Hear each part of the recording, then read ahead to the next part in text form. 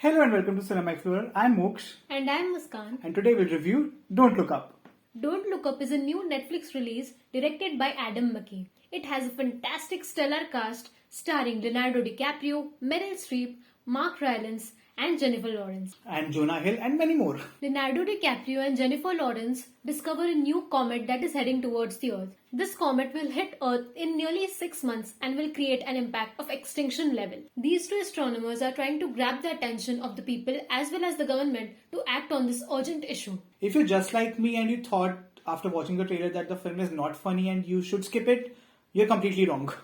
The film does not intend to be funny all the times. It's definitely quite funny in a lot of the moments, but it's quite scary and dark and will force you to think about your life in the current circumstances. Adam McKay usually blurs the lines between fiction and real life. He does the same with Don't Look Up. He tries to draw a parallel between the current crisis we are in and the one that is shown in the movie.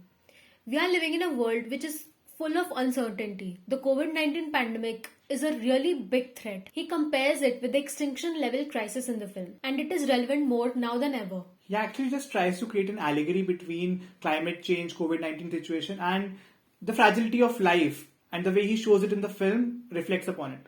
Instead of handling this topic in a very dark and gloomy way, he tries to make a satire out of it, and it is fantastic. He goes for an absurd kind of comedy here, where the characters are in complete frustration, in complete meltdown, and they're trying to get the attention of the government in any way possible. Even though the film was written before the pandemic actually hit us, but he has adapted the film to fit in this kind of situation, and he has drawn perfect comparisons with the current scenario. As seen with his two other films, The Big Short and Vice, he usually takes a serious or a convoluted topic and tries to make a fun film out of it, and he does the same with Don't Look Up as well. Just like in The Big Short with all the finances and in Vice with all the political workings, this film is also political in its undertones, and the way they try to grab the attention of government as well as the people and all the frustration that is around them, that is something that Adam McKay lends to this film. The visual style in this particular film is very different from any other kind of blockbuster you'll see. Adam McKay has a kind of knack for shooting in a way that he wants to edit the film, and that is reflective of the visual style he chooses to go for. He wants us to look at every cut because those cuts have a different meaning at all times. He wants to look at the shots that he uses. He uses various kind of shots from nature, from stock footage that he inserts in between. The way he juxtaposes two images together, two scenes together is really creative, and it can be seen in a lot of scenes in Don't Look Up as well.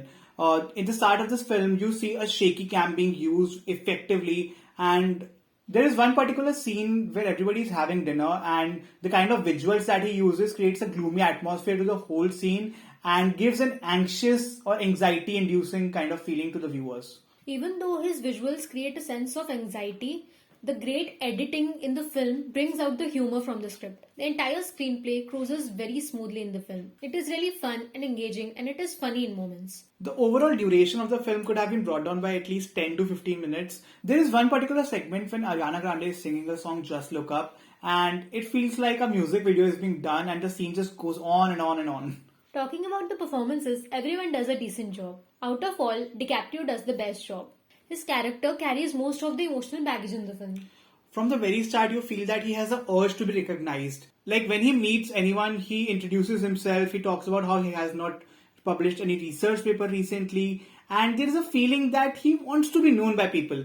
And it comes to fruition as we go ahead with the film and we get to know more about him. He is the only one who has a proper character arc in the film. He goes on from being a meek and scared professor who needs media training for even one single media interaction to being a strong, confident, and a powerful personality. Even though Jennifer Lawrence is the leading lady in the film, she does not add much to it. And it completely pulls down the film. She is basically a meme in the film. Jonah Hill is the fun part of the film. He brings out the humor in numerous scenes.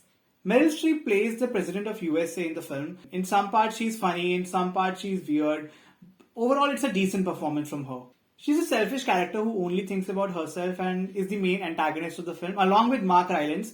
Mark Rylance does a completely wacky job out of it. He's a money-minded businessman who even tries to find an opportunity for himself in this particular situation. Timothee Chalamet is a great addition to the film. Even though his character does not add much value in the film, but his charming personality brings out a light tone in the film. Out of everyone, DiCaprio has a strong chance of a nomination in the Oscars. He has already been nominated in the Golden Globes for Best Actor category. There is a particular scene of his outburst in the film where he vents out his entire frustration. That scene alone is nomination worthy. He has already been nominated at the Golden Globes in Best Actor for Musical or Comedy category. But at the Oscars, I think he will not get in because they have a five-man shortlist, I believe, with Will Smith, Benedict Cumberbatch, Andrew Garfield, Denzel Washington, and Peter Dinklage. He might pip Denzel Washington or Peter Dinklage to it, but other than that, I think the five is kind of confirmed. The film has a great chance of being nominated in the Best Picture category at the Oscars, and along with that, maybe Adam McKay might get in for Best Director. Right now, he's not in the top 5, but he was nominated for Vice as well as The Big Short, so we should look out for him. One place where he's sure to get a nomination is the Best Original Screenplay category, where the category is very thin with 5 or 6 films competing for it, and there they will definitely get a nomination. Another nomination that the film will probably get is that of Best Original Song because it has already made the shortlist for Just Look Up by Ariana Grande, so it will be fun to see who wins that category. A lot of big guns are in it this time. Overall, it is a very solid movie. It is fun, it is entertaining, and despite being about a topic so distressing, it is very funny and light-hearted too. It is especially relevant in the current scenario and is probably one of the best releases of Netflix this year. It is a really thought-provoking film and we really liked it. Our rating for the film is 4 out of 5 stars and we would love to recommend it to a broad audience. Please like and subscribe and comment down your thoughts on the film below. And do remember to support us.